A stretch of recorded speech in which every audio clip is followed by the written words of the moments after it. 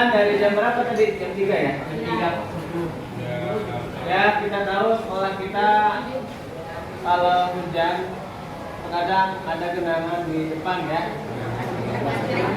Banjir enggak, alhamdulillah tadi pagi kalian bisa datang ke sini dengan penuh semangat dari rumah ya. Diniatkan untuk belajar dan mencari ilmu. Insya Allah akan bermanfaat nanti ya. Amin ya.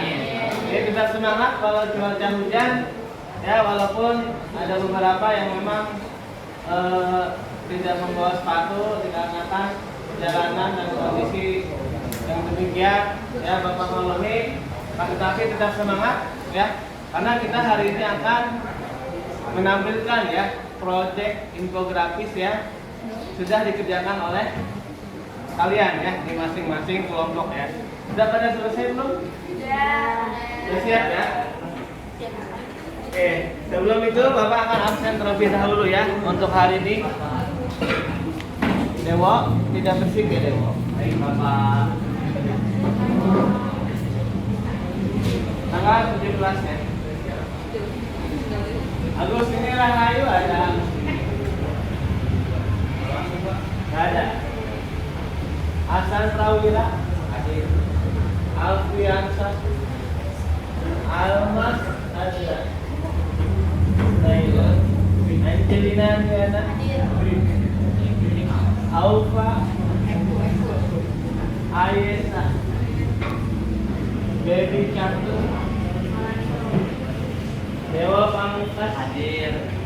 Pak Revi, Faisal Kamal hadir. Fadel, Fauzia, Henry Prasetyo, Jennifer, Kayla Surya, Lorenza, Marsha Putri, Muhammad Jordan, Muhammad Aryo, Muhammad Arham, Murtianu, Nida Rabiulawa, Naira Askafika, Noni Kumala, Putri Oktaviani, Radialah, Rahmat Ramadan Syahri,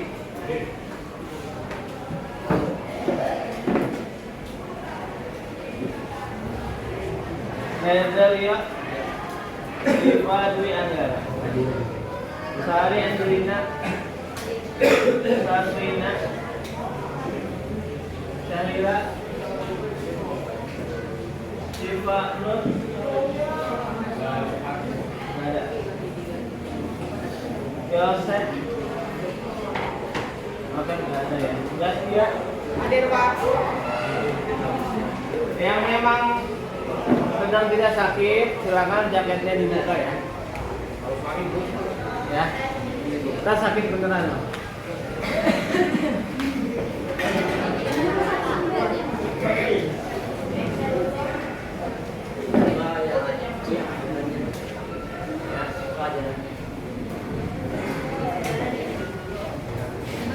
Oke baik. Di pertemuan yang sebelumnya ya kita mempelajari apa? Ada yang masih ingat tidak? Apa? Di pertemuan sebelumnya kita mempelajari apa? Ada yang masih ingat? Nasionalisme ya, Dewo ya.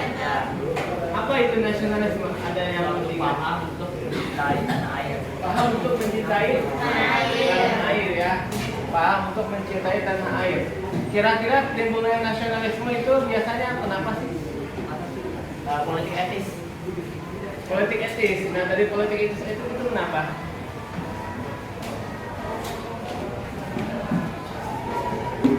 Timbulnya apa kira-kira? Timbulnya apa? Kesadaran. Kesadaran itu apa? Untuk melawan penjajah, yaitu dengan cara apa? Negara-negara yang dijajah itu diberikan pengenyaman pendidikan, ya.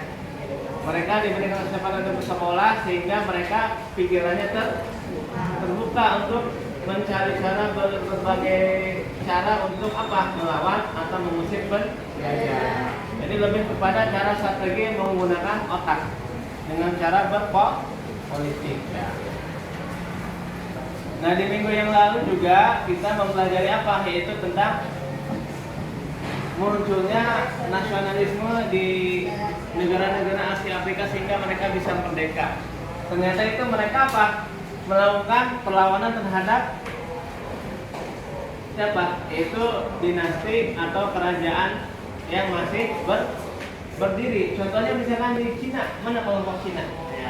Ya, memberontak terhadap siapa? Rakyat. Dinasti Manchu ya.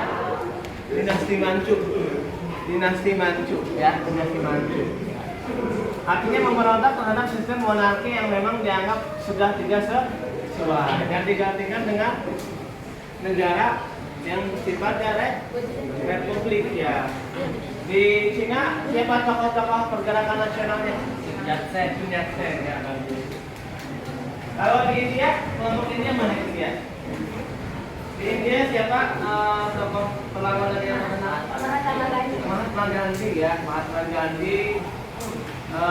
Dia sangat tinggi melawan siapa? Melawan Inggris ya. Ternyata Mahatma Gandhi itu tidak bisa melawan Inggris dengan cara kekerasan, tapi dengan cara halus. Yaitu dengan ada 4 ya, ahimsa, koalisi, ya kan? Itu enggak kelompok pergerakan nasional India, ya kan? Terus di Mesir dan di mana? Turki serta di Indonesia. Itu sekilas tentang pergerakan nasionalisme di Asia Afrika yang mana artinya pengaruh nasionalisme, pengaruh liberalisme, pengaruh revolusi Prancis yang terjadi di Eropa ini sangat berpengaruh menyebar ke berbagai negara di Asia Afrika. Siapa yang mengeluarkan berita itu? Itu para pelajar, para cendekiawan di negara yang dijajah itu. Mereka memperoleh informasi. Mereka tahu caranya memberontak seperti itu ya. Mereka tahu caranya memberontak. Yaitu dengan cara strategi politik yang tadi Bapak sampaikan. Baik, untuk diskusi kelompoknya gimana? Ada yang masih mau dibahas kira-kira? Kalau mau dibahas silakan. Silakan Bapak kasih waktu 5 menit untuk persiapan presentasi di depan. Siapa yang jadi MC, siapa yang jadi menyampaikan apa namanya materinya, ceritakan. Nanti diceritakan di sini mengenai awal mula kalian merencanakan proyek sampai selesai ya. Silakan.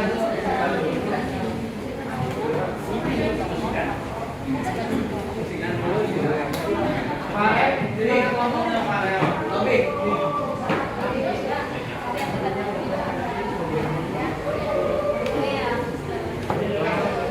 Ya, kelompoknya dari anggota yang belum gabung ya. Hasan bisa mendekat di sini Hasan. Di sana juga ya. Di sana. Ini Rifa di mana kelompoknya?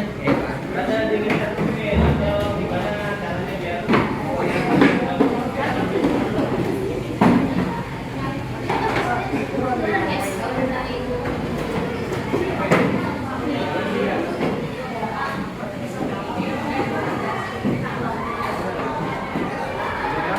dikit ya.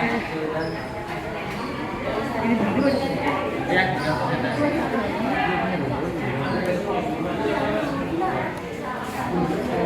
Minta tolong. Ini.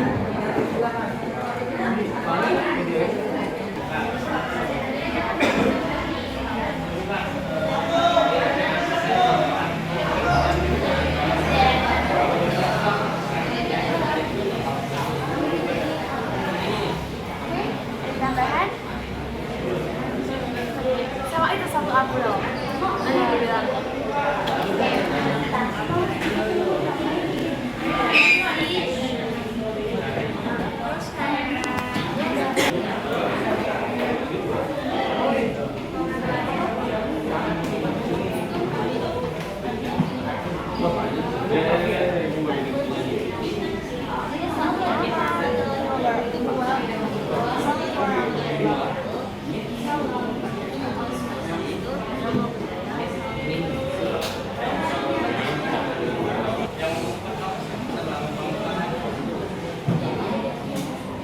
Ada kesulitan kelompoknya Sarik ini bahas tentang apa? Pergerakan nasional di Cina. Pergerakan nasional di Cina. Yang akan dibahas Kita ambil dari sejarah, penyebab, ada tokoh dan kesimpulan. ini secara keseluruhan ya. Nah untuk kelompok ini sudah bagaimana yang dibahas di depan tentang apa? Reformasi. Secara umum atau tokoh-tokohnya? Latar belakang. Latar belakang. Latar belakang Pak. Ya siap-siap ya nanti presentasi. Bapak ke kelompok yang lain.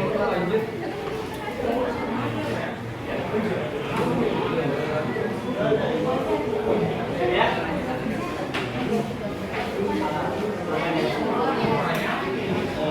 Nanti Bapak sebelum presentasi Bapak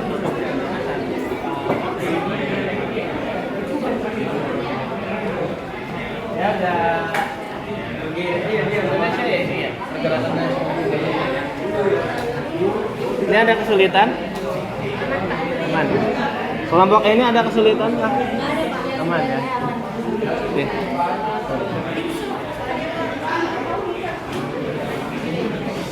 Oh lagi ya. Untuk presentasi proyek ya. Yang masing-masing kelompok ini akan dinilai yaitu pertama yaitu penguasaan materi. Presentasinya ya, presentasi dan penggunaan bahasa kalian menyampaikan. Kemudian kemampuan menjawab, mengomentari terkait penampilan kelompoknya. Mohon perhatian. Tidak ada yang berbicara ya. Kemudian intonasi, pengucapan katanya jelas atau tidak, dan yang terakhir adalah rasa percaya diri. Ya, rasa percaya diri. Kemudian untuk penilaian produk yaitu infografis ya. Untuk penilaian infografis yang pertama itu kesesuaian materi komprehensif. Contohnya misal begini, kalian membahas tentang nasionalisme di India. Ternyata kamu ada materi yang dibahas di situ di luar tema, ya itu. Kemudian bahasa yang digunakan dalam infografis itu dan kreativitas proses editing ya mulai dari huruf, gambar, komposisi warna dan tulisan ya. Kemudian penyajiannya menarik, artinya di sini penyajiannya menarik ya. Dan jangan lupa nanti di posting di IG. Itu tadi penilaian presentasi dan penilaian produk. Bapak sudah siapkan filenya di sini, tinggal kamu mempresentasikan, ya. Mohon tidak berisik ya. Nah, masing-masing kelompok ketika presentasi yaitu wajib bertanya, ya. Wajib bertanya yaitu tentang materinya dan tentang rancangan proyeknya. Ya, bisa bertanya, bisa menanggapi atau memberi masukan atau saran. Setiap kelompok setiap kelompok wajib untuk apa? Bertanya. Karena Bapak lihat dari sebelumnya keaktifan kelompoknya kurang ya, kurang dalam artian untuk bertanya. Jadi paham ya? Bisa dimengerti? Nanti di depan kalian presentasikan pertama itu rencana dari awal sampai proses pembuatannya bagaimana, apakah ada kesulitan, ya, hambatannya apa, kemudahannya apa. Kemudian kamu di sela-sela itu kamu jelaskan mengenai materi yang kamu sampaikan. Misal di nasionalisme di India mengangkat di infografis tokohnya. Kalau tadi di Cina mengangkat dari peristiwa awal sampai akhir, ya. Jadi kamu sampaikan. Baik, untuk kelompok 1 ya, pergerakan nasionalisme di Cina mana? Semangat? Ya. Semangat tidak? Semangat. Kelompok pergerakan nasionalisme di India. Mana semangatnya? Semangatnya Kemudian kelompok berikutnya pergerakan nasionalisme di Turki ya. Ada di Turki. Semangat. Pergerakan nasionalisme di Mesir. Mana ini? Mesir? Oh, Mesir. Jelas ya. Dan terakhir pergerakan nasionalisme itu di Indonesia.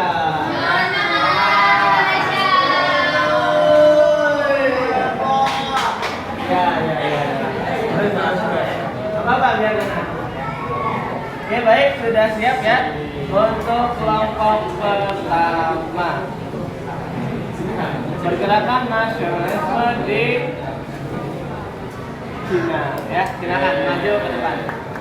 Ingat masing-masing kelompok bertanya.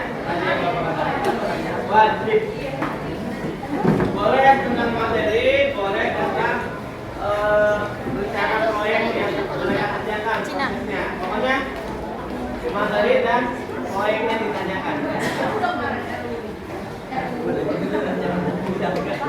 Ya.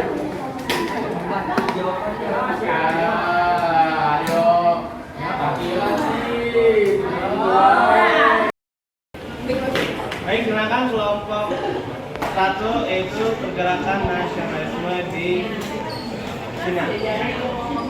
Kita simak ya, silakan. Assalamualaikum warahmatullahi wabarakatuh.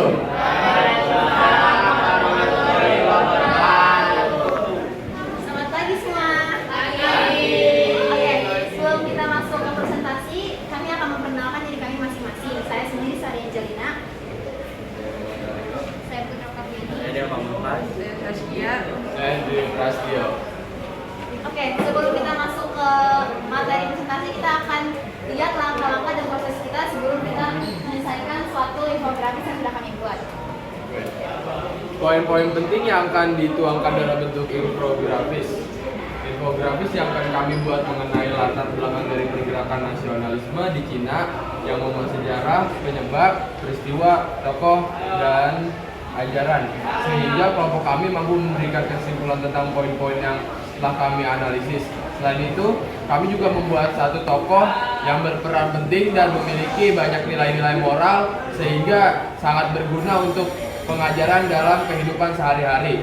Ditambah dengan ilustrasi gambaran yang mampu menambah kesan menarik dari infografis sehingga kreativitas dan visualisasi sangat seimbang.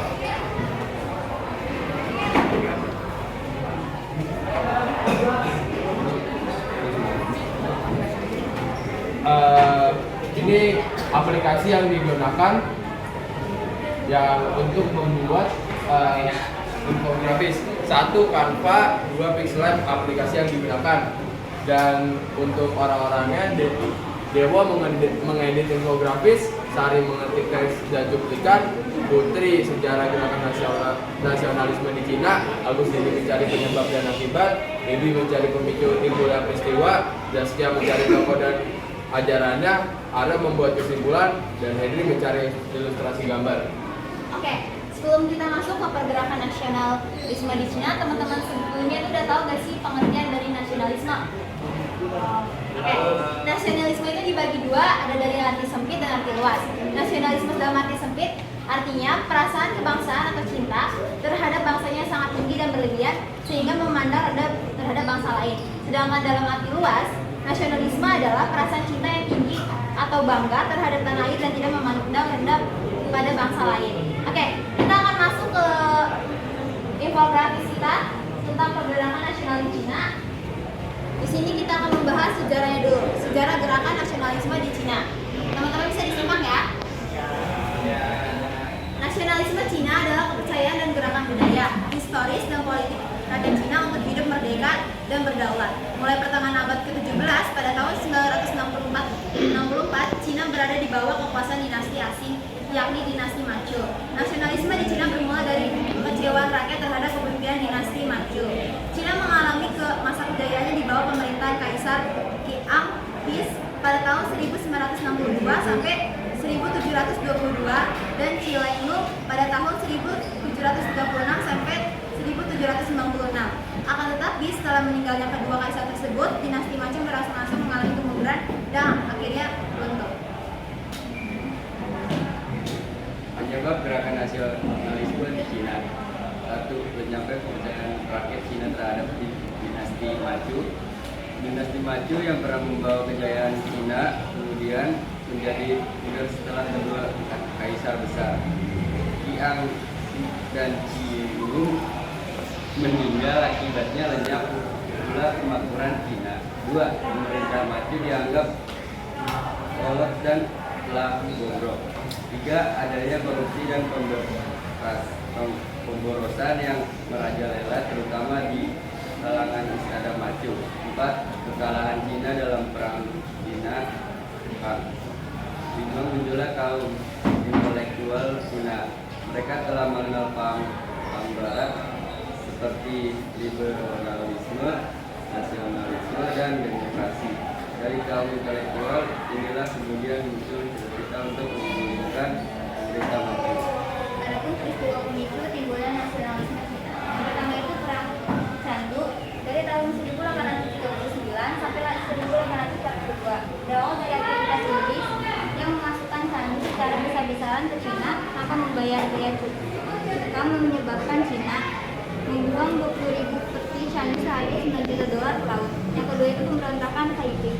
Pemberontakan ini dilakukan oleh rakyat Cina yang bertujuan untuk menggulingkan kekuasaan dinasti Manchu. Yang ketiga itu perang Cina-Jepang pertama dari tahun 1849 sampai 1895. Yang keempat itu pemberontakan Boxer. Gerakan Boxer semula anti terhadap dinasti Manchu, namun oleh Kaisar Jianzhou II, yakni Zuhai, dibujuk supaya anti terhadap Barat. Selanjutnya, tokoh dan ajaran nasionalisme Sun Yat-sen. 1. Cita-cita Sun Yat-sen adalah membebaskan Cina dari pemerintahan dinasti Manchu yang menyebabkan rakyat Cina menderita. 2. Prinsip Sun Yat-sen adalah San Minchu pertama, yaitu 3 asas kerakyatan meliputi: pertama ada Min-sen yang artinya kebangsaan atau nasionalisme, selanjutnya Min-su artinya kerakyatan atau demokrasi, dan terakhir ada Min-seng yang artinya kesejahteraan dan atau sosialisme. 3 asas tersebut bertujuan untuk menjadikan Cina bangsa merdeka dengan pemerintah pusat dan demokrasi, berkehidupan layak serta sejajar dengan bangsa lain di dunia. Ia berhasil mengadakan pendekatan kepada rakyat dan menghimpun kekuatan rakyat di Cina Selatan untuk menggulingkan dinasti Manchu. Jadi mungkin sebelum presentasi kita kali ini ditutup, mungkin saya akan membacakan kesimpulan yang telah kami buat. Jadi kesimpulannya itu adalah nasionalisme merupakan paham kebangsaan yang tumbuh karena adanya persamaan nasib dan sejarah serta kepentingan untuk hidup bersama sebagai suatu bangsa sebagai suatu bangsa yang merdeka, bersatu, berdaulat, berdemokratis, dan maju dalam satu kesatuan bangsa dan negara serta cita-cita bersama guna mencapai, memelihara, dan mengabdi identitas persatuan, kemakmuran, dan kekuatan atau kekuasaan negara bangsa yang bersangkutan. Terus ada juga timbulnya nasionalisme di Cina dipengaruhi oleh kekecewaan terhadap pemerintah yang korupsi serta ancaman bangsa asing yang siap menjajah bangsa Cina.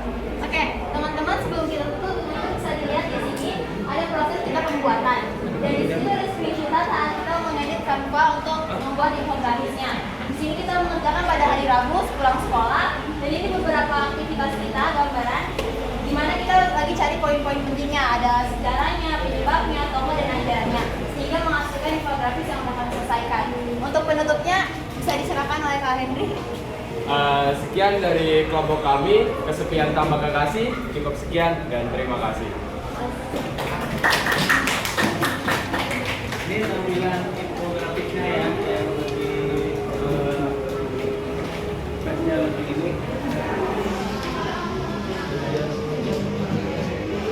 Oke, tadi silakan dari kelompok musik untuk yang pertama ya, untuk memberikan pertanyaan.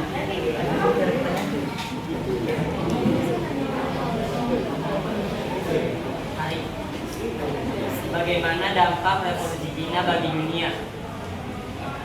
Bagaimana dampak revolusi Cina bagi dunia? Dampak evolusi Cina bagi dunia.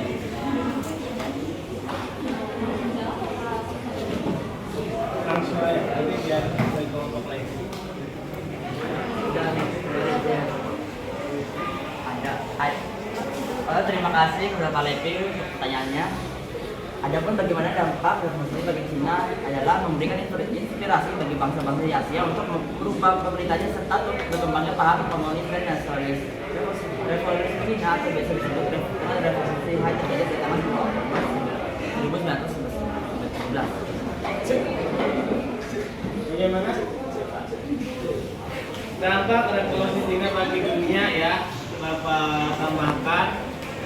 Ketika dinasti Manchu digulingkan oleh para pemikir seperti Sun Yat-sen, Chiang Kai-shek, dan lain-lain, sehingga Cina beralih dari sistem monarki menjadi negara apa? Negara republik. Namun dalam perjalanannya yaitu ada sedikit konflik antara partai nasionalis dengan partai Kuomintang yang notabene yaitu memperpahamkan komunisme, yaitu Mao Zedong. Akhirnya Mao Zedong memenangkan ya perpolitikan di Cina, sehingga orang-orang yang nasionalis pergi dan mendirikan yaitu negara Taiwan ya. Itu sampai hari ini Cina menjadi negara komunisme yang masih tetap eksis ya. Masih tetap eksis menjalankan partainya, yaitu hanya satu partai ya, partai komunis. Oke, baik, ada lagi kelompok lain, kelompoknya Turki, mana Turki? Bisa bertanya tentang proyeknya, selain materi boleh. Atau saran? Di sini saya ingin menanyakan tentang nasionalisme Cina dibangun berdasarkan ajaran San Min Chui yang diajarkan oleh Sun Yat-sen. Tidak ada di infografis. Ada di infografis. Apakah tidak Anda menyimak dengan baik?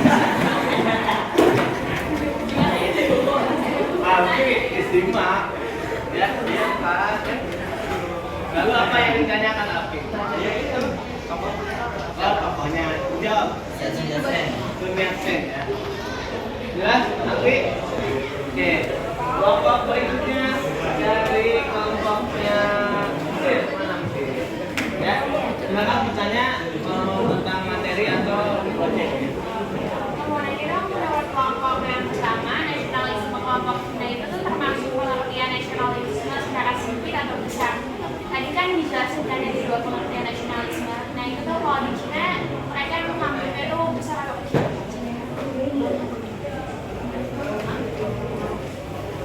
Oke. Kalau menurut saya pribadi, nasionalisme ini termasuk dalam arti sempit karena kebangsaan mereka itu bisa dibilang maruk ya. Dia lebih ke ingin kolot ya, bersifat kolot gitu. Jadi ingin menguasai. Jadi bisa dibilang kan di sini aku bilangnya dalam arti sempit itu perasaan kebangsaan atau cinta terhadap bangsanya sangat tinggi. Jadi dia berlebihan sehingga memandang rendah bangsa lain. Ya, kemana ada bangsa lain. Ini nasionalisme sempit ya. Baik, kelompok berikutnya kelompok dari India, Indonesia ya terakhir ya. Ingin bertanya, silakan. Boleh materinya, boleh proyeknya, mungkin bertanya atau memberikan saran atau kritik, boleh. Ya.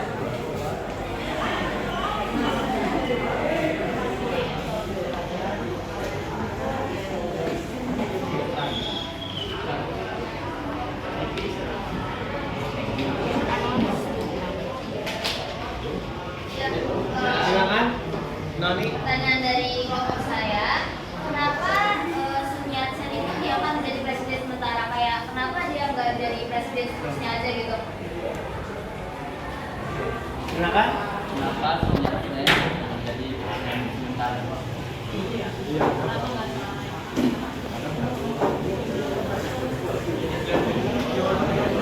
Silakan dipelajari ya yang ada di bahan ajar ataupun yang ada di program.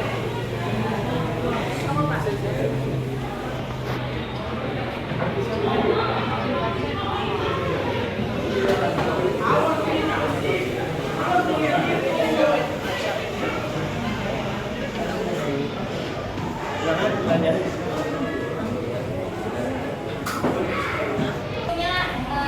Dari atas pertanyaannya, jadi si Sun Yat-sen ini mengundurkan diri sebagai presiden dan kenapa bersifat sementara? Karena dia itu menghindari dari terjadinya perang saudara, terus dia mengundurkan diri dari jabatannya juga karena mantan menteri pada masa kekaisarannya itu. Terima kasih.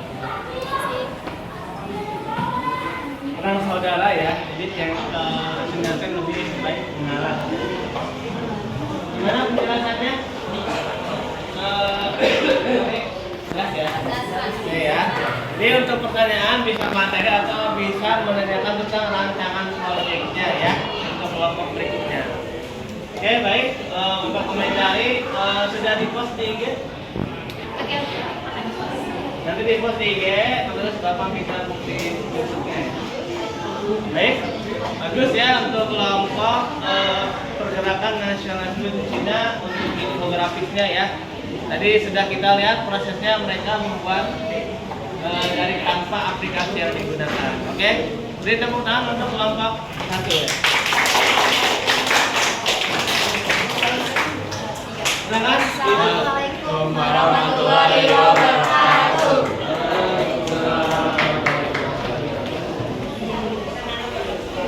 Berikutnya kelompok pergerakan nasionalisme di India.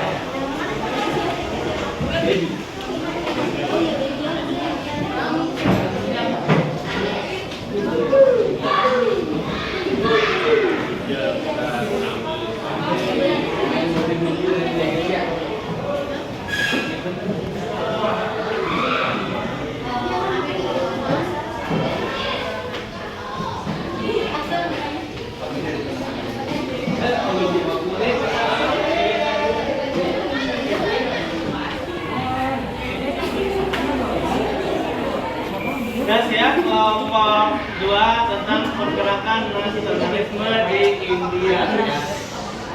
Kelompok yang lain siap-siap untuk bertanya, boleh itu materi ataupun tentang proyeknya infografisnya ya. Silakan. Sebenarnya sepatunya basah ya? Iya. Iya. Nanti kalau sudah kering menggunakan sepatu ya. Iya, baik.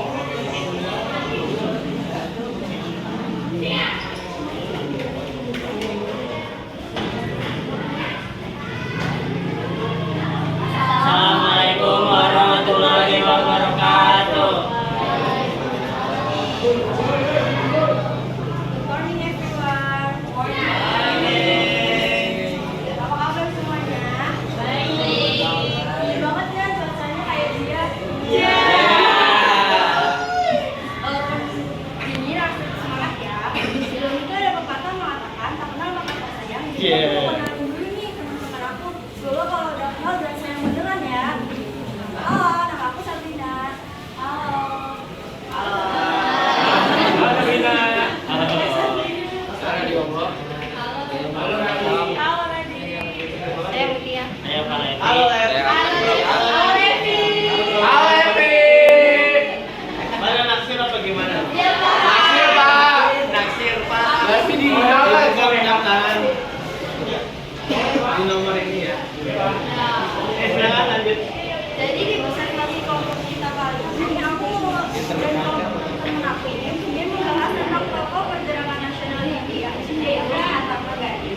Sebelumnya ada yang pernah dengar atau ada yang pernah tahu nggak sih gerakan kemerdekaan India itu apa sih? Bapak di sini juga yang menjelaskan bahwa gerakan kemerdekaan India merupakan gerakan perjuangan rakyat India dalam mewujudkan kemerdekaan Inggris, Prancis, dan Portugis. Dari anak berdua India, gerakan ini melibatkan berbagai kalangan di dalamnya, meliputi organisasi politik, tokoh-tokoh India, dan pemerintah. Selanjutnya akan dijelaskan oleh teman-teman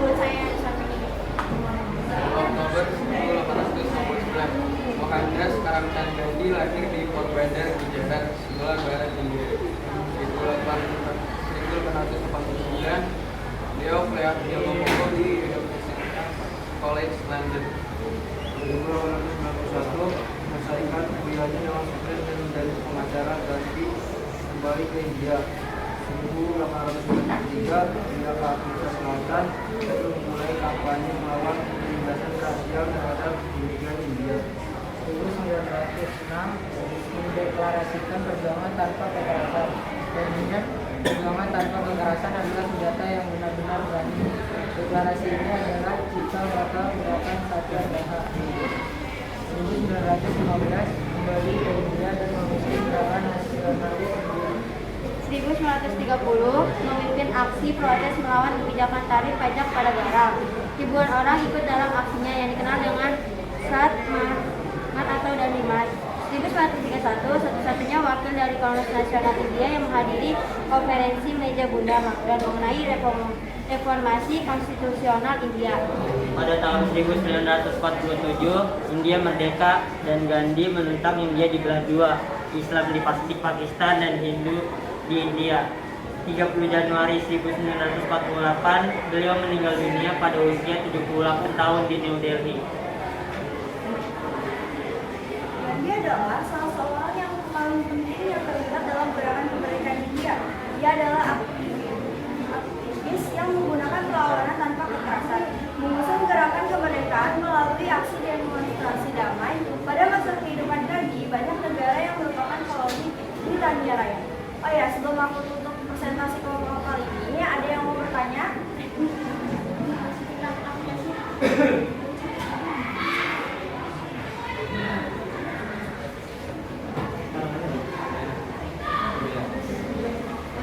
Jadi kita menggunakan aplikasi Canva dan Pinterest. Canva adalah aplikasi desain grafis yang digunakan untuk membuat grafis media sosial, presentasi, poster, infografis, dan dokumen. Aplikasi ini juga menyediakan beragam contoh desain untuk digunakan. Dan kesulitan menggunakan aplikasi ini adalah kita secara manual menggeser kata-katanya dan lainnya semua secara manual. Nah, kalau kemudahannya tentu lebih banyak dibanding kesulitannya, yaitu aplikasi ini tersedia berbagai template dan semua font tulisan yang tersedia berbagai macam. Yang mau bertanya? Berarti ini tentang infografisnya tokoh ya, tokoh gerakan yaitu Mahatma Gandhi ya. Gerakan kelompoknya revolusi gerakan nasionalis di Cina mana? Ya, silakan bertanya. Apa saja ajaran dari tokoh Mahatma Gandhi dan jelaskan secara singkat. Apa saja? Ajaran tokoh dari Mahatma Gandhi Dan jelaskan secara singkat.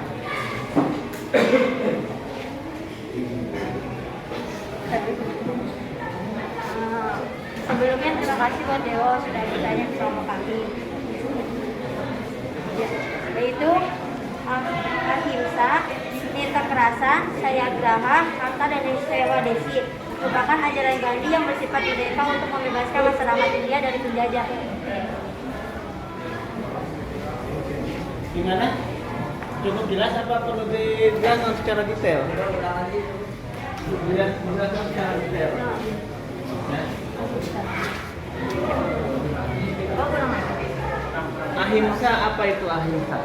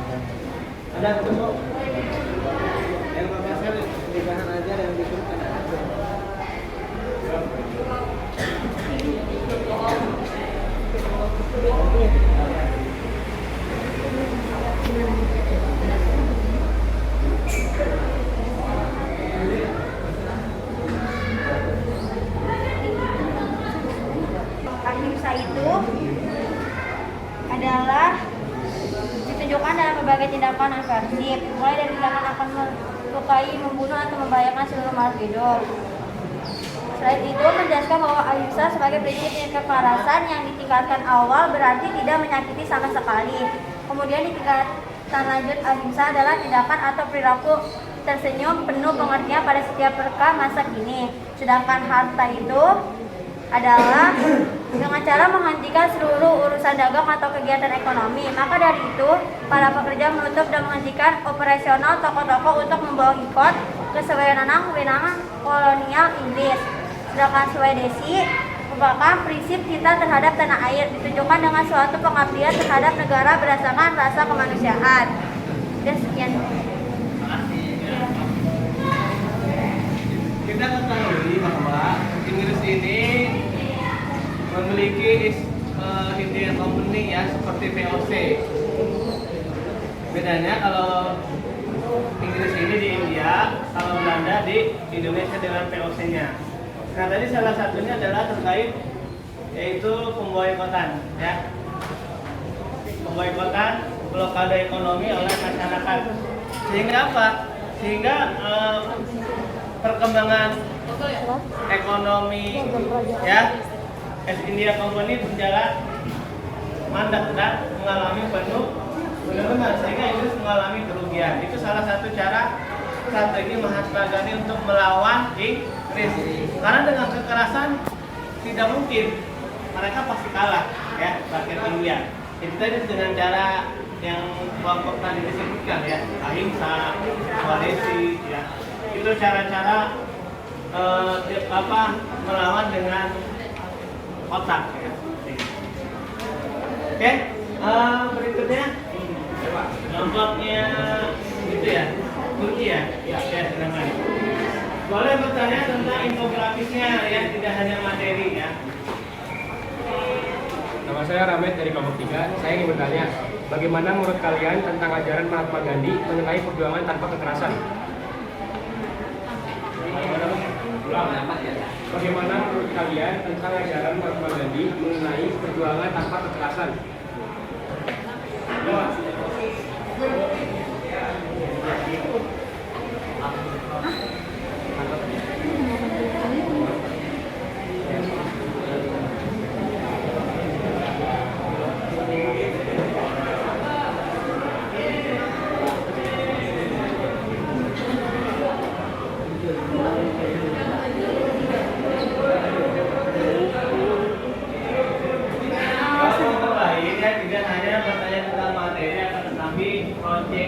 Infografisnya ya, itu hanya terkait materi ya.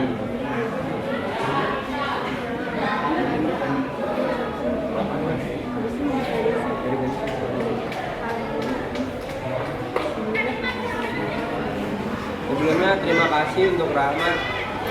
Jawabannya adalah Gandhi memiliki ajaran-ajaran tentang nasionalisme India. Salah satunya adalah mengutamakan mengalahkan lawan penjajah dengan tidak menggunakan kekerasan fisik, tetapi dengan kekuatan batin yang disebut ahimsa. Ajaran Gandhi yang lainnya yaitu satyagraha, harta, dan Swedesi. Ya, jadi sudah jelas. Ya, tadi kan sudah dijelaskan bahwasannya kata Gandhi, Mahatma Gandhi, kita melawan Inggris dengan cara kekerasan. Maksudnya kekerasan itu dengan cara berperang, dengan cara melakukan kontak fisik ya, berperang dengan Inggris menggunakan senjata. Itu tidak mungkin, kita pasti kalah. Kata Mahatma Gandhi, kita pasti kalah. Caranya yaitu tadi dengan cara tanpa kekerasan. Swedesi, ahimsa itu dijalankan. Dan semboyan-semboyan yang tadi, ajaran-ajaran tadi diikuti oleh rakyat India kompak, sehingga apa? Membuat Inggris menjadi apa? Mengalami kemunduran ya. Ternyata strategi itu ampuh ya melawan Inggris. Gitu ya, cukup jelas ya. Berikutnya kelompok dari Mesir ya. Indonesia Pak. Oh, Indonesia boleh. Kan gerakan nasionalisme di India kan terjadi pada tahun 1885. Itu ditandai dengan berdirinya All India National Congress. Nah, tujuan didirikannya All India National Congress itu apa?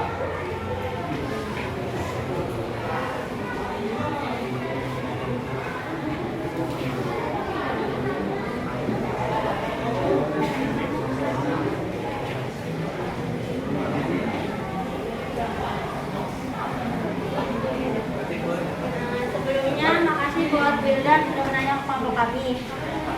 Jawabannya itu, partai ini didirikan pada 1845 dengan tujuan memperoleh peranan yang lebih besar dalam pemerintahan bagi orang-orang India yang terdidik. Kongres Nasional India mulainya tidak menentang pemerintahan Britania. Jelas ya, sangat jelas ya. Bapak tidak menggunakan kelompok berikutnya yang belum bertanya. Oke, silakan Almas Adila.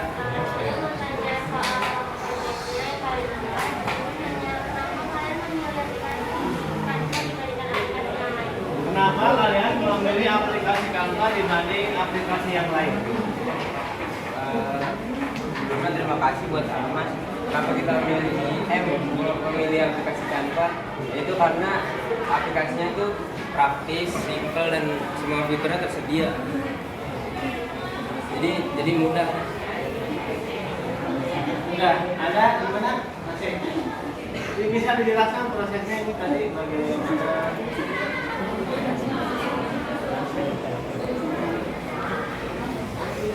Yang membuat siapa tim untuk ini apa? Hasan dan siapa? Siapa lagi?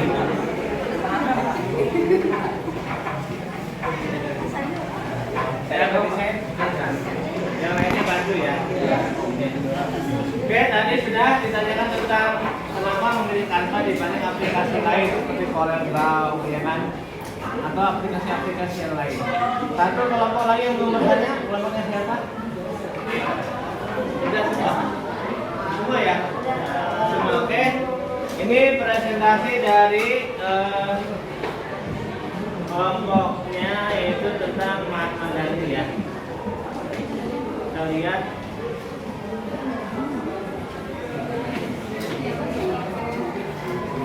Ini nanti jangan lupa di post di IG ya. Di post di IG intinya sebagai apa, informasi memberikan pembelajaran sejarah ke media sosial. Jangan lupa posting di IG, lalu juga Bapak minta. Oke, terima kasih kelompok 2 tadi sudah menyampaikan proyeknya, bagaimana prosesnya dan penjelasan materinya. Beri tepuk tangan ya. Silakan dulu.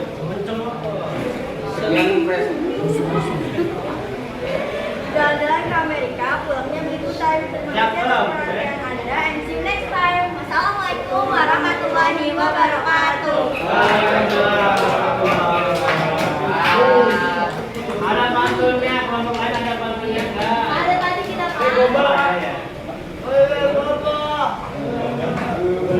Silakan kelompok pergerakan nasionalisme di Turki.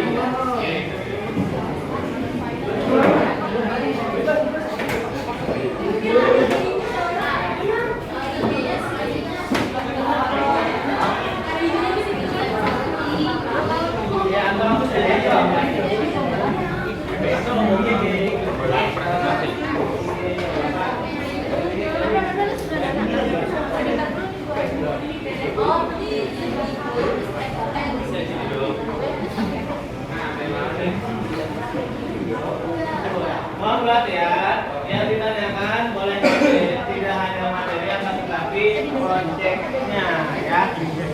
Proyeknya. Paham? Paham enggak? Ya. Ngomong ini Pak, yang ditanyakan tidak hanya materi tetapi proyeknya mereka. Bisa kamu tanyakan kenapa milih Canva tadi kan? Atau memberikan masukan tentang hasil infografisnya atau memberikan komentar ya. Paham? Arya, silakan dengan kelompok. Silakan dibuka. Assalamualaikum warahmatullahi wabarakatuh. Waalaikumsalam warahmatullahi wabarakatuh. Oh iya, silakan bicara aja dulu. Sebelum dimulai, di sini kita bakal ngejelasin tentang sejarah pergerakan nasional Turki. Sebelum dimulai, kita bakal kenalin diri masing-masing. Saya Syahira Najla. Saya Faisal Kamal. Saya Angelina. Saya Nida. Saya Fiansyah Putra Prasetyo. Saya Lorenza. Saya Rame. Nah, sebelum infografisnya. Di sini bakal ngejelasin dari rancangan proyeknya. Dan di sini kita milih buat materinya, kita milih buat ambil latar belakang pergerakan nasional itu. Untuk poin-poin penting yang bakal dimasukin itu ada faktor pemrosesan Turki, penerapan sistem monarki absolut, melawan konservatif kaisaran, deklarasi parlemen konstitusional, gerakan Turki muda membentuk organisasi rahasia, mengumumkan pemulihan konstitusi, dan dampak revolusi Turki muda. Untuk pembagian tugasnya ada Alfiansyah, Angelina, Faisal, Lorenza, Nida, dan Ahmad itu untuk mencari materi dan merangkum. Dan sedangkan saya sendiri mengerjakan infografisnya di aplikasi Canva. Nah, untuk masuk ke materi pertama akan dibacakan oleh Faisal. Ini kalau ditampilkan di IG jelas ya, karena ini di fokus jadi terlihatnya kecil. Ya Pak. Silakan lanjut. Dimulai dari pergerakan nasional di Turki dibentuk pada tahun 1919 melalui serangkaian kesepakatan dan konferensi di seluruh Anatolia dan Thrace. Proses tersebut bertujuan untuk menyatukan gerakan independen di seluruh negeri untuk membangun suara bersama dan dikaitkan dengan Mustafa Kemal Atatürk karena dia adalah juru bicara utama, tokoh masyarakat dan pemimpin militer dari gerakan tersebut. Adapun perjanjian-perjanjian yang dibuat oleh Pergerakan Nasional Turki ini yang berbunyi persatuan Ibu Pertiwi dan kemerdekaan bangsa terancam. Pemerintah Istanbul tidak dapat menjalankan tanggung jawabnya. Hanya dengan usaha dan tekad bangsalah kemerdekaan nasional dapat diraih. Penting untuk membentuk komite nasional bebas dari semua pengaruh dan kontrol eksternal yang akan meninjau situasi nasional dan mengumumkan kepada dunia keinginan rakyat akan keadilan. Telah diputuskan untuk segera mengadakan Kongres Nasional di Sivas, tempat paling aman di Anatolia. Juga perwakilan dari setiap provinsi harus segera dikirim ke Kongres Sivas agar siap menghadapi setiap kemungkinan. Hal ini harus dirahasiakan secara nasional. Akan ada Kongres untuk Provinsi Timur pada 10 Juli. Delegasi dari Kongres Erzurum akan berangkat untuk mengikuti rapat umum di Sivas. Pada tanggal 1 Agustus 1919, Komisi Raja Bangau mencoba menghubungi sekelompok besar pihak yang berkepentingan di Konstantinopel, kontrol Utsmani, untuk mendapatkan posisi mereka dengan maksud untuk melaporkan mereka ke Konferensi Perdamaian Paris. Kazim Karabekir mengetahui bahwa sebuah memorandum diadopsi oleh penggabungan kelompok-kelompok politik di Konstantinopel dan akibatnya Kongres Erzurum yang telah bersidang sejak 23 Juli sampai 7 Agustus 1919 mengirimkan sebuah memorandum kepada Presiden Amerika Woodrow Wilson pada hari yang sama, yaitu 1 Agustus. Pada Maret 1920, negara Turki mendirikan parlemennya sendiri di Ankara dengan nama Majelis Nasional Agung. Sekitar 100 anggota parlemen referendum berhasil lolos dari pengepungan sekutu dan bergabung dengan 1090 deputi yang dipilih di seluruh negeri oleh kelompok perlawanan nasional. Pada tanggal 23 April 1920, majelis baru berkumpul untuk pertama kalinya, menjadikan Mustafa Kemal presiden pertama dan Ismet Inonu sekarang wakil dari Edirne kepala staf umum. Setelah berdirinya gerakan dan berhasil perang kemerdekaan Turki, kaum revolusioner membubarkan Kesultanan Utsmaniyah pada tanggal 1 November 1922 dan memproklamirkan Republik Turki pada tanggal 29 Oktober 1923. Gerakan ini mengakhiri perjanjian Sevres dan menegosiasikan perjanjian Sevres-Lausanne, memastikan pengakuan perbatasan negara disebut fakta nasional. Revolusioner Turki terutama dipengaruhi oleh ide-ide yang berkembang selama periode Tanzimat. Kaum revolusioner tidak boleh dikaitkan dengan gerakan Turki muda pada era yang sama, yang terikat erat dengan negara Ottoman dan cita-cita Ottomanisme. Kaum revolusioner Turki memang bukan sekelompok orang yang homogen, karena mereka memiliki pemikiran yang berbeda tentang masalah sosial dan politik. Ada tahun-tahun di mana kebanyakan dari mereka tidak berkomunikasi satu sama lain. Meskipun mereka memimpin lembaga sosial dan politik utama, gagasan umum yang menyatukan mereka adalah memiliki negara yang berdaulat. Sebelum presentasi kami tutup, mungkin ada yang mau bertanya?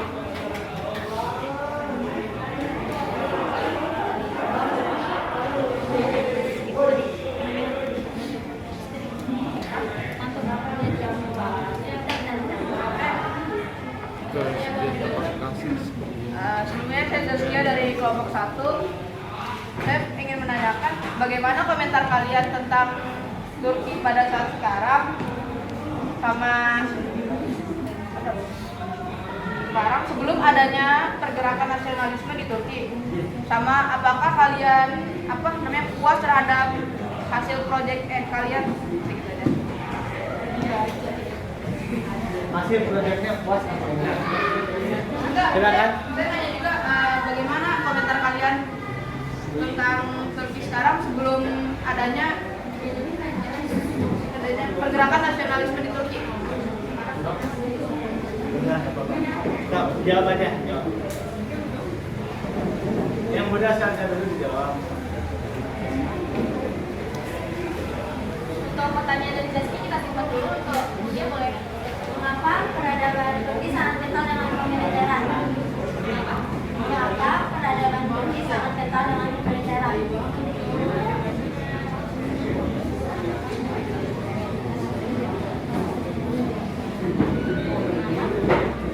Mengapa peradaban Turki sangat kental dengan kemiliteran? Kemiliteran.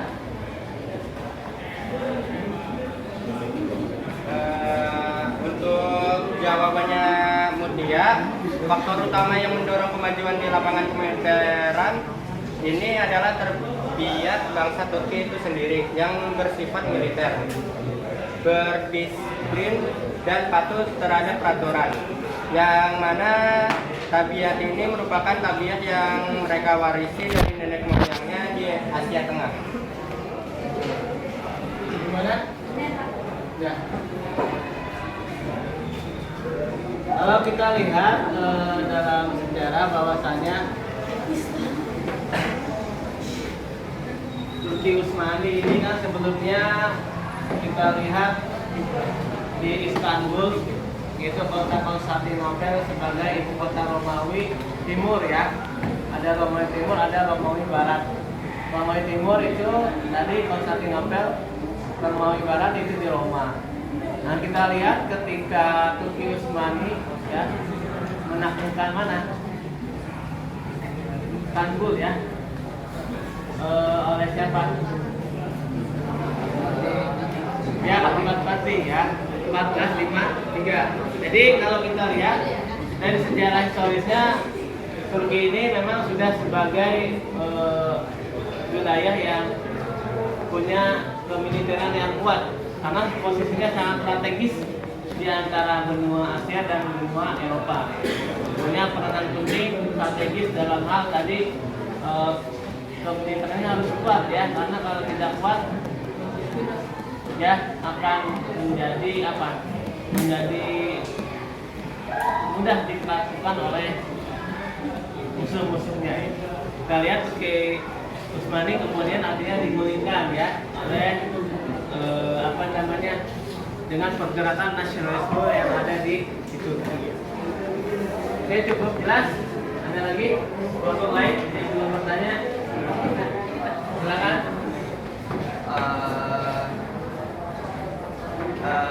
Saya mau nanya tentang proyek yang kalian bikin. Apa tema yang diangkat buat kalian pilih desain yang kalian pakai? Latar belakang. Tema desainnya. Tema desain. Yang lain kelompok lain yang ini belum bertanya ya? Ya Pak, silakan.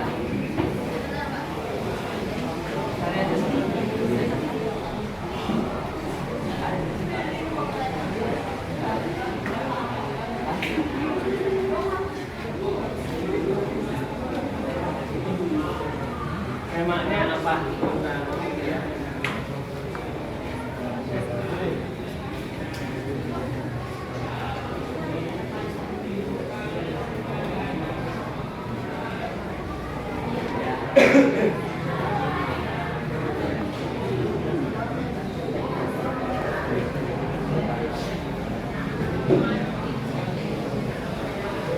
Tadi pertanyaan Zaskia sudah dijawab tentang masa kini.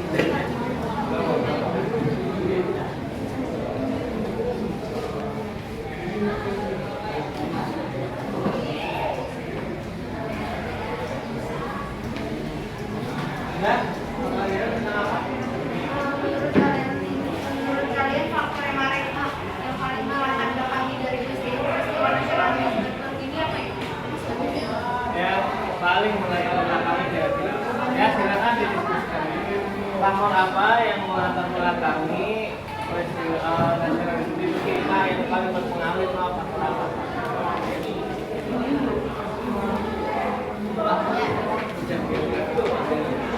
Jaskia, makasih. Tadi Jaskia.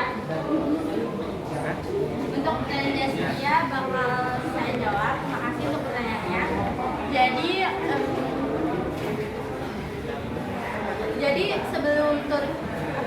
sebelum era pergerakan nasionalisme Turki yang sekarang itu, sebelumnya Turki menerapkan sistem monarki absolut.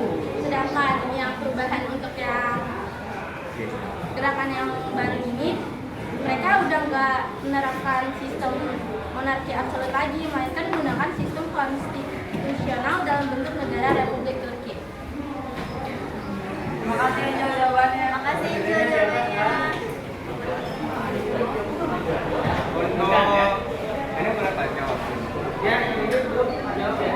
Ya Pak, untuk yang faktor yang melatar belakangi, jawabannya adalah latar belakang lahirnya nasionalisme di Turki antara lain ialah kemerosotan Turki Utsmani, munculnya kaum terpelajar, berkembangnya paham-paham baru, dan semakin giatnya penguasaan dari bangsa asing. Oke, terima kasih atas jawabannya. Pertanyaannya dari ini belum? Pak sudah jawab. Terkait tema Kanpa ya, tema di Kanpa. Ya, temanya sih ini cuma memuat sejarah, kan ini ada gambar kayak peperangannya, ada tentaranya, terus juga ada, kalau kalian bisa lihat di sini juga ada Istanbul, terus juga ada tokoh Turki muda juga. Jadi ini memang cuma memuat sejarahnya. Temanya memang sejarah. Ya, jelas ya, Alvan. Sudah kelompok itu Turki ya. Silakan ditutup. Sekian dari kelompok saya, bila suaranya kurang jelas, kasih kepala aja ya. Terima kasih.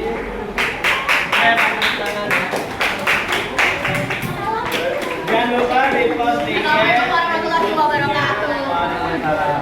dan di tag ke IG Bapak. Mama berikutnya, ayo kita berlomba dengan Bapak. Ya, kita dari komunikasi. Nomor di sini, sisanya di sini. Berarti dari awal. Saya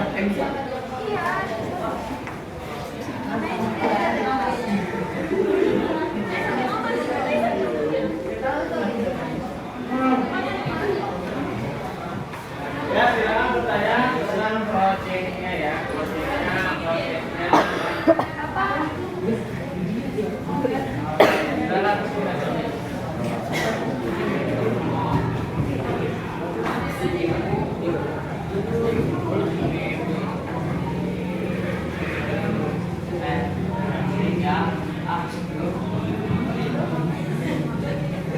Ya, ini apa nih?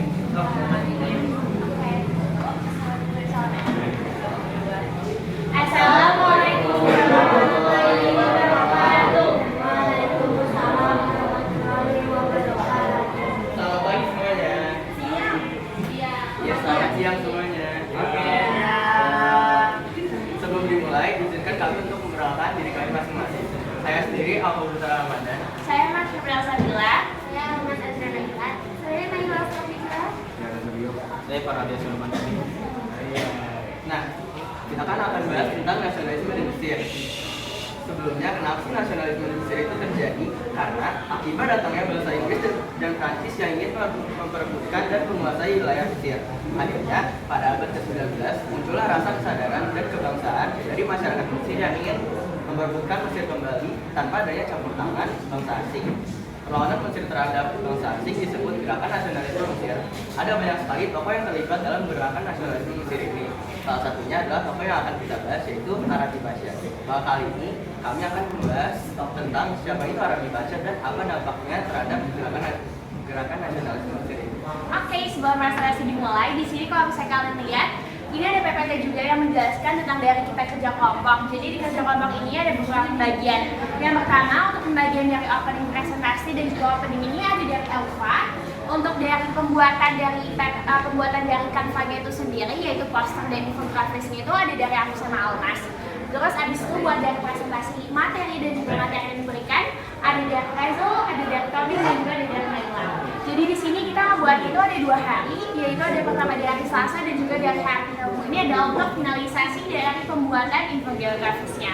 Nah, oleh karena itu daripada nggak sabar kan, jadi langsung aja kita mulai ke gerakan nasionalisme di Mesir.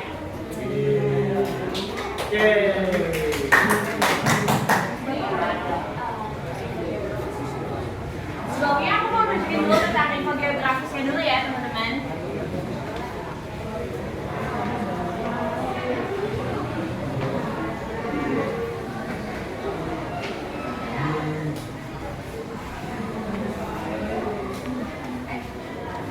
Arabi Pasha lahir pada 1 April tahun 1841 dengan nama Ahmad Turabi dan menempuh pendidikan di Universitas Al-Azhar.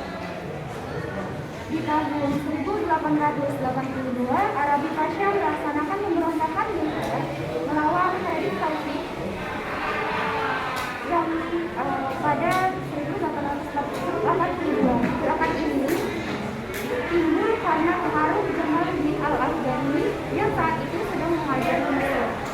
Pada awalnya, gerakan ini anti orang asing seperti Inggris, Prancis, Turki, tetapi pada akhirnya menjadi gerakan untuk menuntut perubahan sistem pemerintahan. Pada Juli 1882, Arabi Pasha diangkat menjadi Perdana Menteri Mesir dan 13 September 1882, Arabi Pasha mengakhiri jabatannya sebagai Perdana Menteri Mesir. Pada 1892 ia diadili dan divonis mati, lalu diganti dengan hukuman buang ke Thailand. Setelah menghabisi 19 tahun di pembuangan, ia kembali ke Mesir dan tinggal di Kairo. Pada September 1911, Arabi Pasha meninggal di usianya yang berumur 70 tahun. Di akhir wafatnya ia mewariskan buku berjudul Asyifu As-Sitar An-Siri Al-Asrar. Oke, demikianlah presentasi dari kelompok kami. Kami persilakan teman-teman yang ingin bertanya, menanggapi, atau menyangga di akhir sesi. Terima kasih kepada teman-teman yang telah mendengarkan presentasi dari kelompok kami dari awal sampai akhir acara. Nah, sebelum aku tutup presentasinya, mungkin dari kelompok pertama dulu, dari kelompoknya Zaskia, apakah ada yang ingin bertanya? Boleh diberikan pertanyaannya?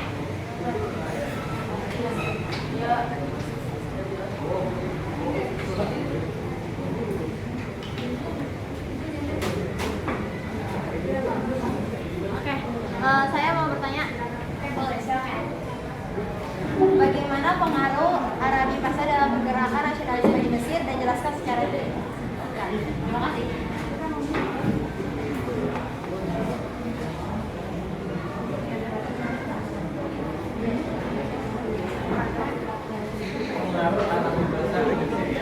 Oke, sebenarnya terima kasih banyak atas pertanyaannya dari Sari. Aku juga untuk menjelaskan. Jadi kalau bisa dilihat di sini ada dari tahun 1882 itu kita sudah memberikan penjelasan kenapa Arabi Pasha itu memberikan pengaruh yang sangat besar, bahkan termasuk tokoh utama dalam pemberontakan dari yang dilakukan Arabi Pasha ini sehingga menyebabkan nasionalisme di Mesir. Nah, pada awalnya gerakan yang dilakukan Arabi Pasha untuk menentang dari rasa nasionalis ini itu anti orang asing menjadi arti dari Inggris, Prancis, Turki, tetapi pada akhirnya menjadi gerakan untuk menuntut perubahan sistem pemerintahan yang dilakukan oleh dari Mesir sehingga menyebabkan rasa nasionalisme yang tinggi yang timbul di Mesir. Seperti itu. Semoga menjawab. Terima kasih. Terima kasih. Yuk berikutnya. Iya, Pak. Durasi waktu durasi. Iya. Mengapa Rashid Ridho tidak menyukai pergerakan nasionalisme di Mesir dan Mengapa Rashid Ridho tidak menyukai pergerakan nasionalisme Mesir dan Turki muda? Berikan penjelasannya.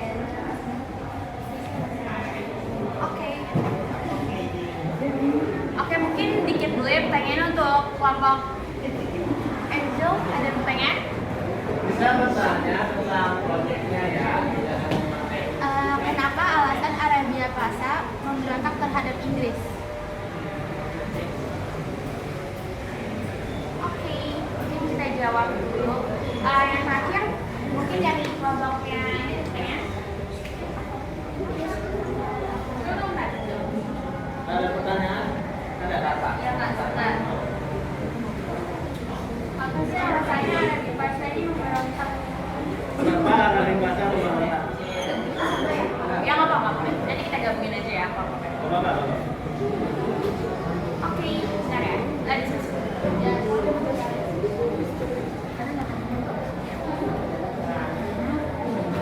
Kamu gabungin aja.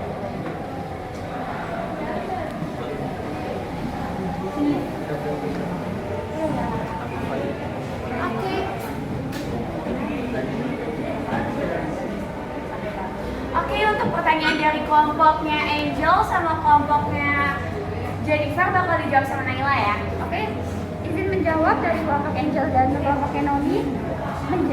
Karena untuk menjadi gerakan menuntut perubahan sistem pemerintahan, gerakan Arabi ini timbul karena pengaruh Jamaluddin Al-Afghani yang ketika itu mengajar di Mesir. Perlawanan rakyat yang dipimpin oleh Arabi Pasha ini sangat membahayakan kedudukan Inggris dan Prancis. Inggris akhirnya bertindak dan berhasil menumpas pemberontakan Arabi Pasha. Oke, terima kasih. Ada lagi yang mau coba?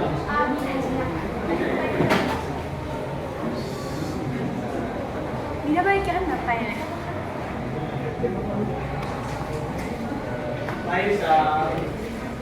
Apa? Jadi duduk ya. Pusingnya mana?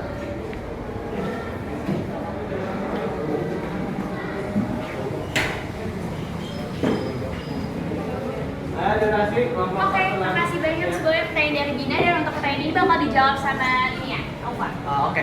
Rashid Ridho menentang gerakan nasionalisme yang dipelopori Mustafa Kemal di Mesir. Alasannya adalah Rashid Ridho menganggap bahwa nasionalisme bertentangan dengan ajaran persaudaraan seluruh umat Muslim. Terima kasih. Jadi itu berkaitan dengan pertentangan umat Muslim yang ada di Mesir. Karena kan notabene mereka bukan notabene anak orang Muslim. Mau menjawab? Sudah terjawab semua? Sudah Pak. Sudah ya? Mas, silakan ditutup mengingat durasi waktu. Oke, sekian dan terima kasih. Terima kasih. Insya Allah kita siap menerima pertanyaan. Yang tidak siap itu yaitu menerima kenyataan bahwa kita hanya sebatas teman. Ada hujan, ada petir, yang menyambar dan masih ratu. Terima kasih yang sudah hadir. Wassalamualaikum warahmatullahi wabarakatuh.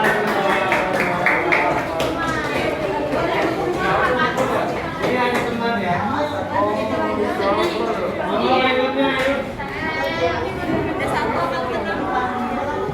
Masih ada Pak. Istirahat Pak.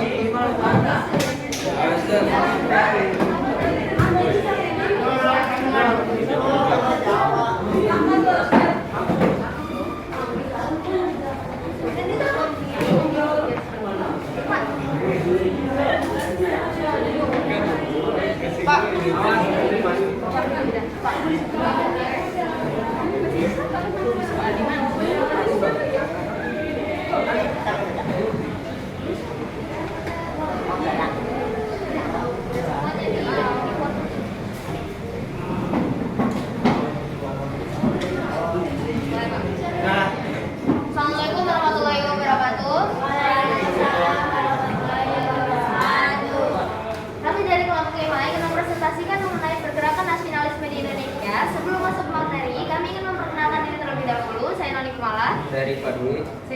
Olivia.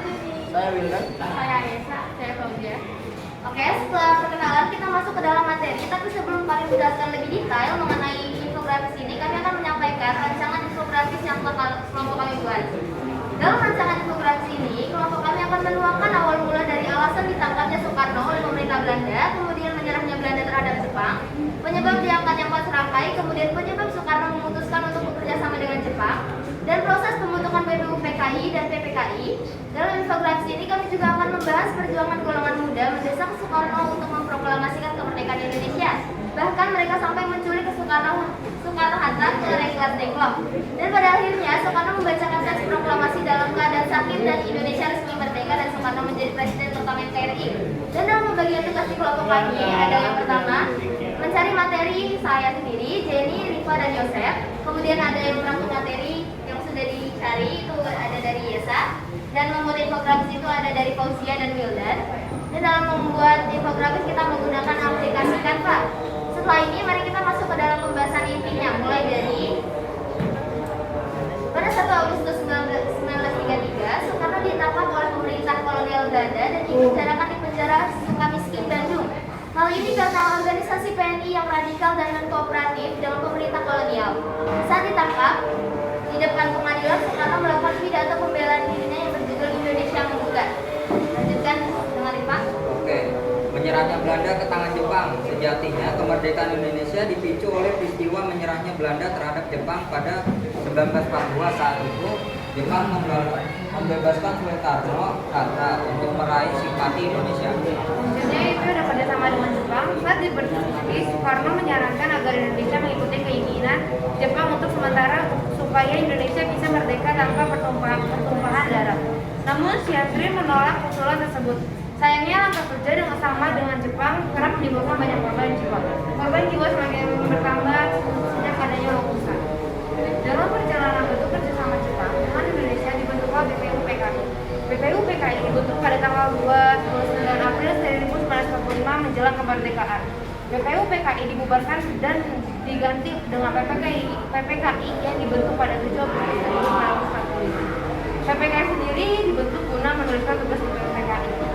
Dalam perjalanan PPKI melakukan 3 kali sidang. Sidang ini baru digelar setelah proklamasi kemerdekaan, yaitu sidang pertama PPKI tanggal 18 Agustus 1945. Hasilnya adalah pengesahan Undang-Undang Dasar 1945. Sidang kedua PPKI tanggal 19 Agustus 1945. Hasilnya adalah pembagian wilayah Indonesia yang terdiri atas 8 provinsi. Sidang ketiga PPKI tanggal 22 Agustus 1945. Hasilnya adalah pembentukan Komite Nasional. Diangkatnya 4 serangkai. Soekarno berdiskusi dengan Maijen Maranda agar Indonesia dilepaskan dari status koloni dan diakui kemerdekaannya. Sebagai balasannya, Indonesia akan mendukung Jepang dalam Perang Pasifik. Jepang menyetujui keputusan tersebut dan mengangkat 4 serangkai, yakni Soekarno, Hatta, Kiai Haji Mas Mansur, dan Ki Hajar Dewantara. Selanjutnya, golongan muda mendesak kemerdekaan. Kegagalan Jepang membuat perwakilan golongan muda mendesak Soekarno-Hatta untuk segera memproklamasikan kemerdekaan Indonesia. Bahkan mereka juga menculik Soekarno-Hatta ke Rengas Dengklok pada tanggal 16 Agustus 1945 untuk mendesak proklamasi Indonesia. Proklamasi kemerdekaan. Kemudian pada tanggal 17 Agustus 1945, akhirnya Soekarno membacakan teks proklamasi di sebuah rumah di Jalan Kebangsaan Timur 56 di Jakarta Pusat. Sejak peristiwa bersejarah itu, Indonesia resmi merdeka dan Soekarno resmi menjadi presiden pertama NKRI. Setelah menyimak materi, kami akan membuka sesi pertanyaan, bukan sesi curhatan, jadi gak usah panjang lebar itu.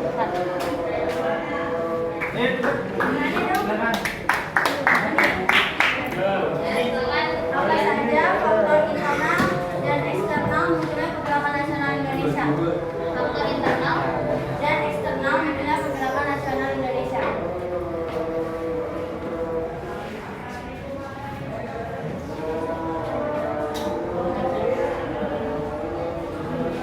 Kelompok yang lain bisa bertanya.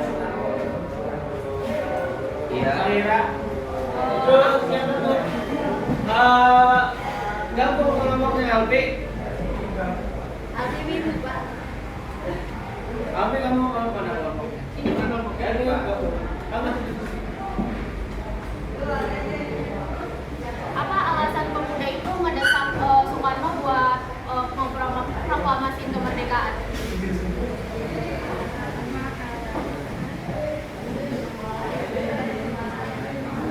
Yang lain bisa bertanya tentang proyeknya. Aku bertanya dong. Ya. Bagaimana cara kita agar nasionalisme senantiasa tumbuh dan berkembang dalam diri generasi muda, khususnya masyarakat Indonesia pada umumnya? Sorry, boleh diulang? Bagaimana cara kita agar nasionalisme senantiasa tumbuh dan berkembang dalam diri generasi muda, khususnya masyarakat Indonesia pada umumnya? Terima kasih. Pertama itu makasih Mutia atas pertanyaannya. Faktor internal adalah seiring dengan munculnya para cerdik fakta yang memiliki pendidikan tinggi di Indonesia, seperti dari Sofia, Sekolah Kedokteran di Batavia. Sementara faktor eksternalnya muncul dari perkembangan internasional di luar Indonesia, seperti kemenangan Jepang atau Rusia di tahun 1905. Aku bakal jawab pertanyaan yang dari Najla. Para golongan muda menganggap bahwa kekalahan Jepang ini harusnya dapat dijadikan momen untuk segera memproklamasikan kemerdekaan secepatnya atas inisiatif dan keputusan rakyat Indonesia sendiri, tanpa ikut campur tangan Jepang.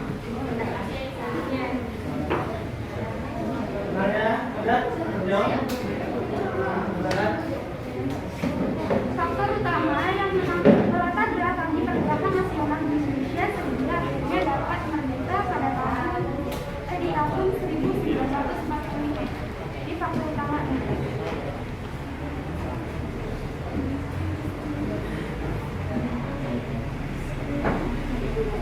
Silakan bertanya tentang topiknya ya.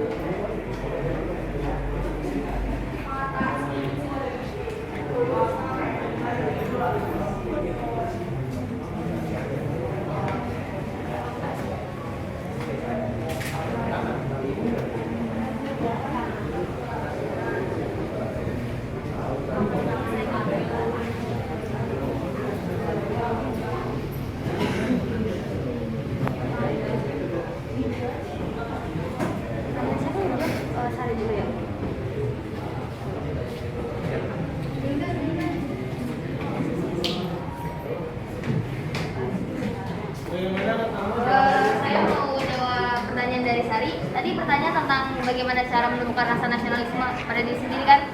Ya. Jawabannya itu banyak caranya. Salah satunya bisa pada generasi milenial ini kita bisa mengenalkan jasa para pahlawan, terus bisa mengenalkan para lebih banyak membaca buku sejarah atau mungkin ya kayak gitu, terus bisa melakukan upacara bendera. Terima kasih.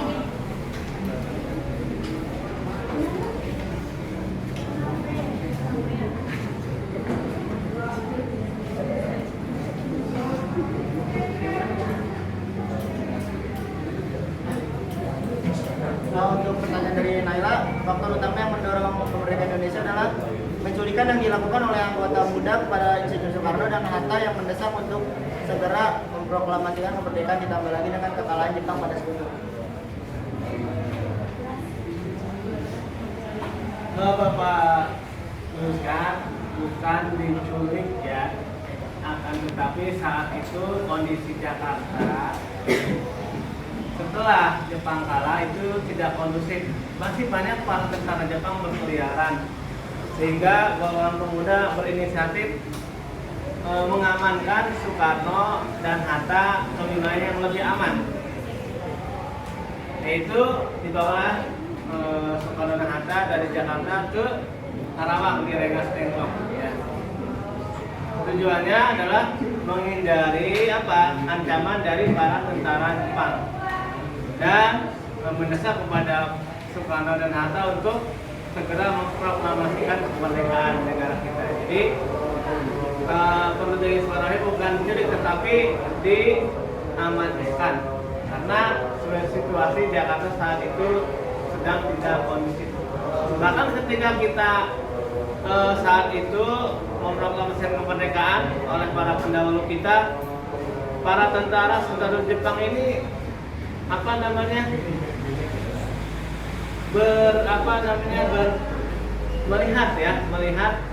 gerak-gerik kita selalu diawasi. Ya, selalu diawasi. Ya. Konon cerita bahwasanya Bapak lupa namanya itu para wartawan Indonesia ini mereka memfoto-foto dokumentasi proklamasi ini, dan para tentara Jepang merazia kamera dan data dari kameranya ini diminta, karena itu akan disita oleh pihak Jepang. Tapi inisiatif mereka itu diumpeti di dalam pot bunga, sehingga kita bisa melihat foto-foto pada saat peristiwa proklamasi itu tadi, karena data filmnya itu dibuang atau ditempatkan di tempat yang aman, artinya tidak disita oleh Jepang ya. Itu ada yang lain? Sudah? Kalau sudah, silakan ditutup. Selesai sudah presentasi dari kami hari ini, kami undur diri. Kalau mau terus, saya ingat masih cuci tangan sampai di sini. Sekian, terima kasih.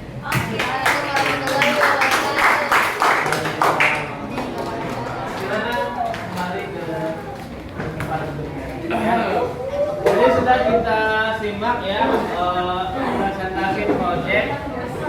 presentasi project yang sudah disampaikan oleh masing-masing kelompok. Bagaimana komentarnya untuk infografisnya? Bagus-bagus tidak? Bagus. Ya, Bapak ingin komentar tentang infografisnya satu orang, siapa?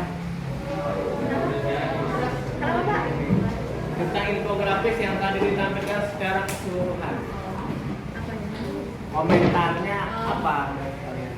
Sangat kreatif teman-teman sekalian, Pak. Kalian semua berbakat. Mereka juga yang berusaha rame-rame, saling bekerja sama.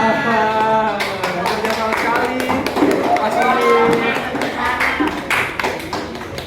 Nah, lalu kesimpulan pembelajaran pada hari ini kalau kita lihat pemberontakan ini di setiap negara yang tadi kita simak, ternyata mereka memberontak itu karena apa sih? Tidak puas ya. Tidak puas terhadap apa? Pemerintahan atau kerajaan yang sedang dijalankan ya. Betul nggak?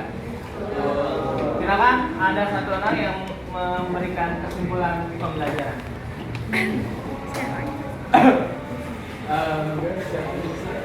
Silakan. Sebelum Bapak hijau.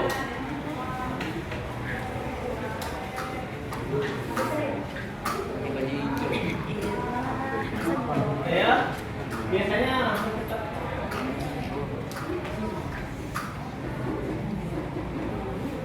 Ayo. Kesimpulan pembelajaran pada hari ini apa yang sudah kita pelajari tadi bersama tentang pergerakan nasionalisme di beberapa negara. Ada di Cina, ada di Turki, ada di Mesir, ada di India, dan ada di Indonesia. Kesimpulan umumnya apa sih kira-kira yang bisa kita peroleh? Ya, silakan sudah. Kalau kita nyatuin kekuatan kita bersama-sama, kita bakal bisa ngelampain apapun itu. Ya, kesatuan dari rakyat ya, dan para tokoh-tokoh yang ada di masing-masing negara ya. Bagus beda ya. Artinya kekompakan dari rakyat dan tokoh pergerakan ya. Oke, untuk pertemuan hari ini kita sudah sama-sama infografis yang sudah kalian kerjakan kita kalian tampilkan ya. Bapak tutup. Assalamualaikum warahmatullahi wabarakatuh.